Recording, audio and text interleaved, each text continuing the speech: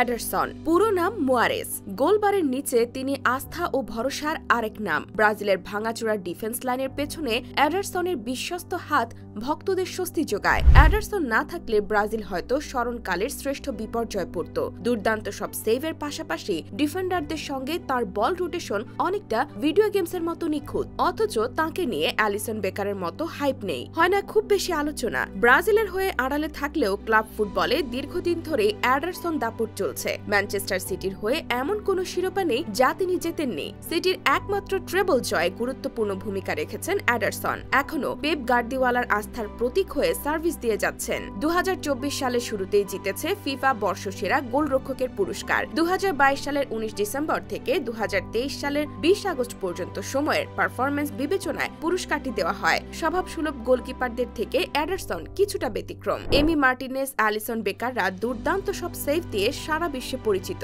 সেখানে এডারসনকে সবাই চিনেছে বল supplier GK হিসেবে। ফুটবল মাঠে গোলকিপাররাও যে আর 10 জনের মতো বল আদান প্রদানে সমান ভূমিকা রাখতে পারে, তিনি সেটা প্রমাণ করেছেন। দলের প্রয়োজনে অসাধারণ সেভ দেন, আবার অ্যাসিস্ট করতেও ভোলেন না। ব্রাজিলের 8-10টা কিশোরের মতো এডারসনের শৈশবটাও বল পায়ে দুরন্তপনায় কেটেছে। মাত্র 15 বছর বয়সে একজন পেশাদার ফুটবলার হিসেবে তার পথ চলা শুরু হয়। 2008-9 মৌসুমে ব্রাজিলিয়ান ক্লাব সাও পাওলোর যুব পর্যায়ের হয়ে খেলার মাধ্যমে তিনি ক্লাব ফুটবলেও নাম লেখান। পরবর্তীতে সেখান থেকে তার গন্তব্য হয় পর্তুগিজ ক্লাব বেনফিকায়। বেনফিকার বয়সভিত্তিক দলে খেলে নিজের প্রতিভা বিকাশে আরও এগিয়ে যান এডারসন। 2011-12 মৌসুমে পর্তুগালের আরেক ক্লাব রিবেইরাওয়ের হয়ে সিনিয়র পর্যায়ে তার ফুটবল ক্যারিয়ার শুরু হয়। রিবেইরাওয়ের হয়ে এক মৌসুমে তিনি 29টি ম্যাচে অংশগ্রহণ করেছিলেন। এরপর 2012-13 মৌসুমে তিনি রিও আভেতে যোগদান করেন। এই ক্লাবের সাথে অনেকটা সময় কাটিয়েছেন এডারসন। একজন গোলকিপার হিসেবে নিজেকে প্রতিষ্ঠিত এবং যোগ্য করে তোলার সুযোগ পেয়েছিলেন।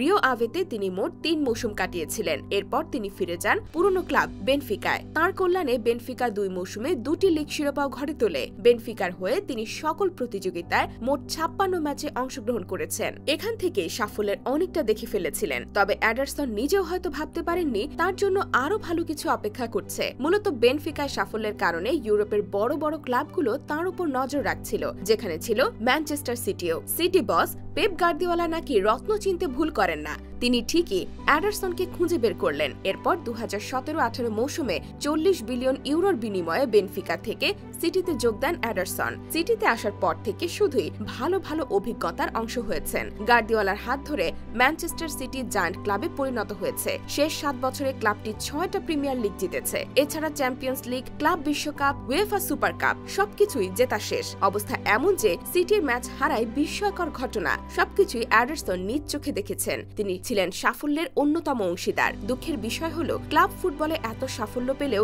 জাতীয় দলে অনেকটা সময় সেকেন্ড চয়েস গোলকিপার হিসেবে কাটাতে হয়েছে তাকে। জাতীয় দলে আসার আগে এডারসন ব্রাজিলের বয়সভিত্তিক দলে খেলেছেন।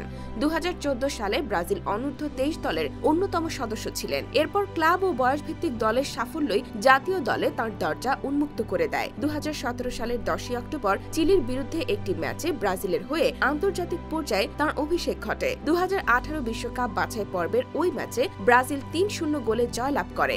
এরপর থেকে অনেকবার দুঃসময়ে ব্রাজিলের গোলবারের নিচে দাঁড়িয়েছেন। তবে অ্যালিসনের ধারাবাহিকতায় আড়ালেই থাকতে হয়েছে। বয়সটা 30 পেরিয়েছে। এডারসন সামনে কতটা সফল হন সেটাই এখন দেখার বিষয়।